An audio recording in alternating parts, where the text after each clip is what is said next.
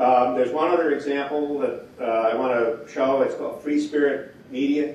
It is headed up by a talented leader in the youth media community, Jeff McCarter, who's doing some amazing things. And the thing I wanted to show you was an example of a group of students in North Lawndale that put together a public service announcement to try to help kids understand how they can reduce violence by changing some behaviors.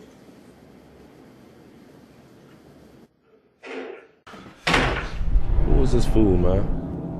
I seen that cat before. You sweet, man? Huh? You think it's sweet? Fuck this, man. Run away, man.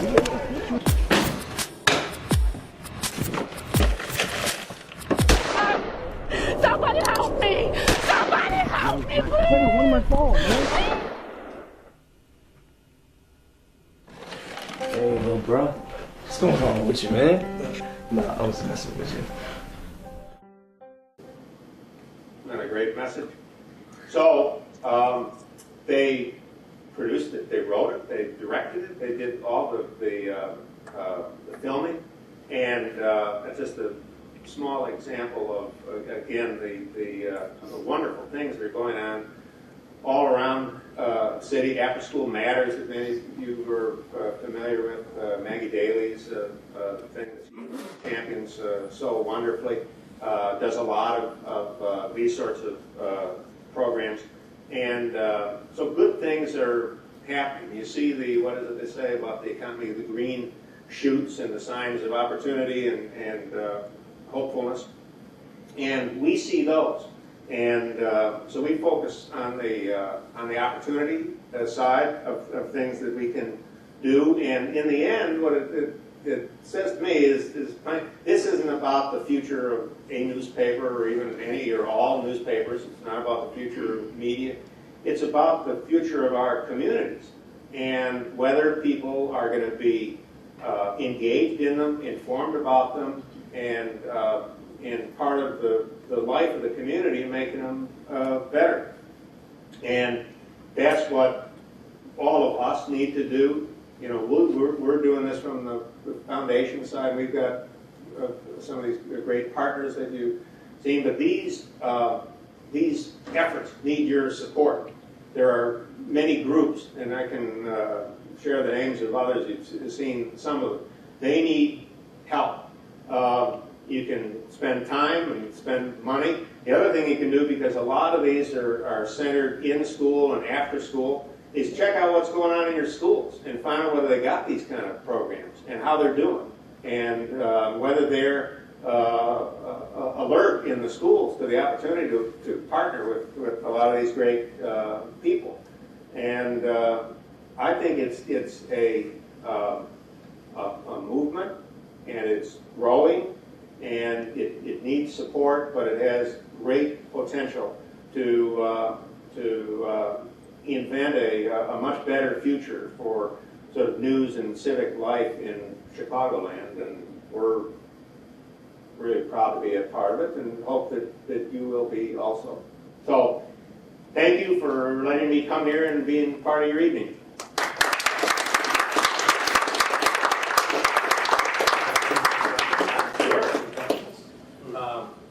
David can answer some questions, and I have one. You want to see your picture back again? I really did like that picture.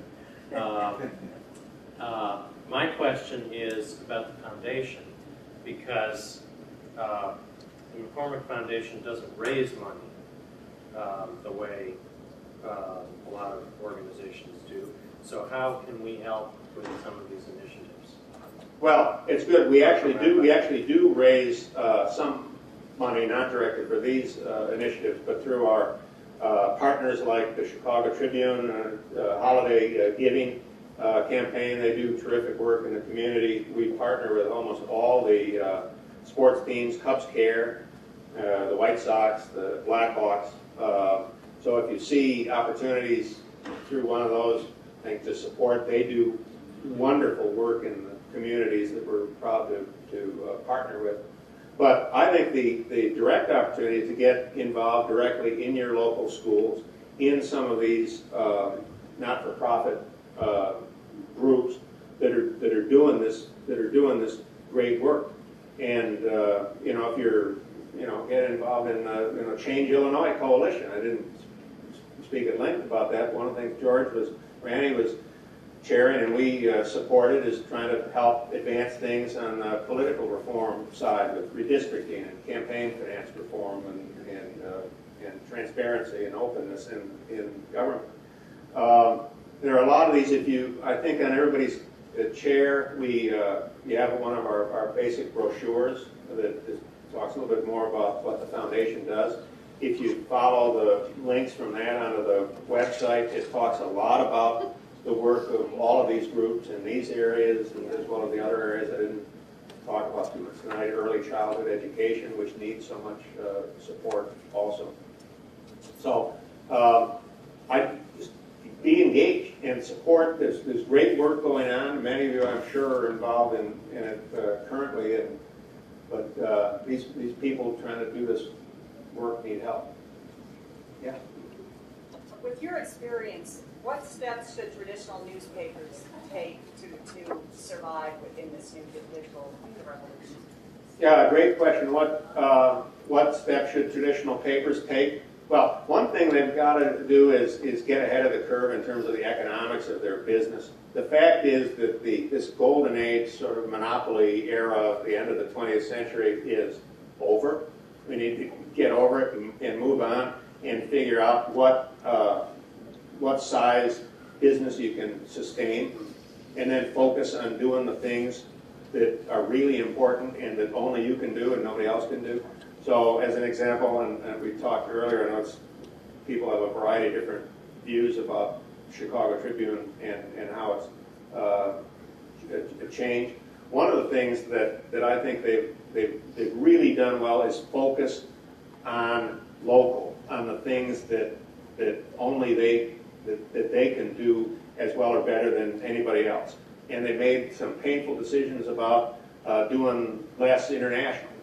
Chicago Tribune, even back when I was there, we had, a dozen or more foreign bureaus. Well, now they share some of those with the LA Times and other papers, and because you got to successfully navigate this is about making the right choices and having focus. And I think what they've done in focusing on local, focusing on investigative reporting. Chicago Tribune now has more people on investigative news, I think, than they've ever had in their history. And because they decided, both in terms of their civic mission and because readers connect to that and want to know about it, they're focused on that. So I think get to be the right size, and then you got to pick a few areas where you're going to focus on that your readers or audience is interested in. That's right. So, I've been very impressed with your dissertation and also your career. I'd like to ask something rather personal. This is a kind of a friendly group. What's the highlight of your career? Tell me. What's the highlight of your career? Because it seems rather impressive. That's I've never run into that question, or maybe I'm not sufficiently introspective. Question also, by the way.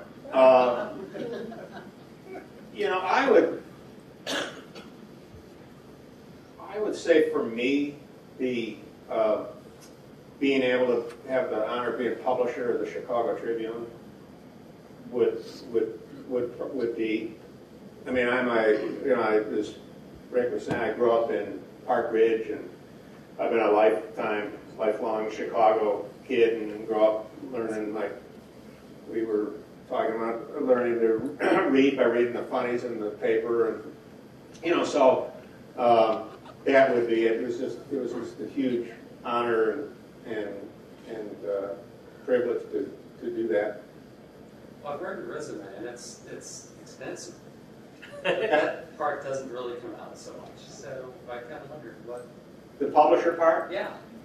That was over too fast. It didn't last long enough. You should have seen my reaction when they came in and said, "Hey, we'd like you to go be the publisher of the LA Times." And say, "You want what?" You know the feeling. Don't worry about Yeah, you know, and you got, you know, if duty calls, duty calls. You gotta do. Okay, so I have to ask you a follow-up question, Uh-huh. which I asked you earlier, but my son is 20 and loves this industry. Bad idea. What should you do? I'd go for it. I'd go for it, and that's not, and the interesting, What does he do? well, we're gonna have to figure that part out. Because, well, first of all, there's a lot to do, but one thing I'll say, and this is evidence of something, you tell me what, but in most journalism schools, they've never had more applicants and more interest and more terrific, high-quality students going, and they're passionate and, you know, and they're smart, so they know that, you know, the Chicago Tribune isn't going to be hiring as many people right out of Medill or wherever as they were. But this excitement and commitment and just this sense that, you know what, we'll figure it out. And I think they will. And because we need to, and we know, because the appetite for news and information and the ability to get it for, you know, in the long lines we talk about has never been bigger. But people got to figure out exactly how to deliver it and how to make money doing it. George? Yeah, so follow up on that. What, before I say this, anybody who's interested in working in ethics in Illinois, the government, they would set this up. Speak to me afterwards and we'll sign you up for this Change Illinois group that David and the foundation have been just wonderfully supportive of. They've really been out in front of everybody. And this is the time to try to get some of these issues redistricting mentioned resolved. My question is a little different. You described the challenges of the last 10 years. You know, some of us have seen what's happened in newspapers is a huge threat, something really that's terribly unfortunate. You've talked about trends, particularly about what kids can do in interacting with these trends. Put yourself forward to the year 2020 and give us a picture of what you think the best case for newspapers and journalism could be in your opinion. I think in 2020, there is going to be at least one strong, sustainable metropolitan newspaper in Chicago, and that will be at least the Tribune. I'm not as familiar with the Sun-Times State, but you know, my hope on that would be, and you know, Clark worked at the Daily News and the Sun-Times, all these places. I think if you ask a lot of journalists, our view would be the more the merrier. If we could keep two papers going, having a two-paper town is way better than having a one-paper town. It's certainly way better than having a zero-paper town. So, but I think there'll be a Tribune. I think it will continue to be slimmer. I think it'll be lower in circulation. I think it'll be a little bit, it'll be written and edited for people who continue to want a print news experience. Within the Tribune family, it'll be part of a constellation of different media products, web and mobile and those. But I think there'll be at least for 10 years, maybe a good deal longer, a core of strong print media.